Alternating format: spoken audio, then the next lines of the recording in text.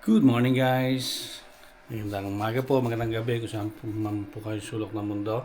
Gusto ko lang pakita sa inyo yung aming mga isda sa aquarium. Mga goldfish, pero yung isang yan, hindi namin malaman anong nangyari. Bakit nawala yung orange niya?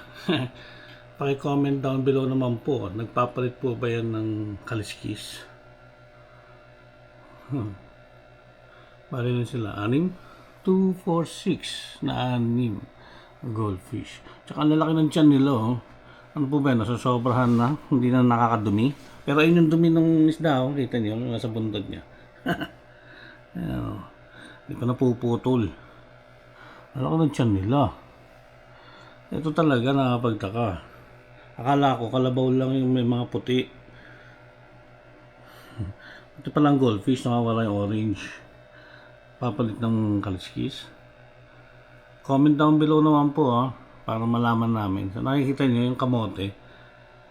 Nilagay ni Mrs. yan dyan ang pinatubo. Tumubo na tingnan nyo na. Ang haba niya na. Umakyat na sa dingding namin. Yan no? Tabi ng money tree.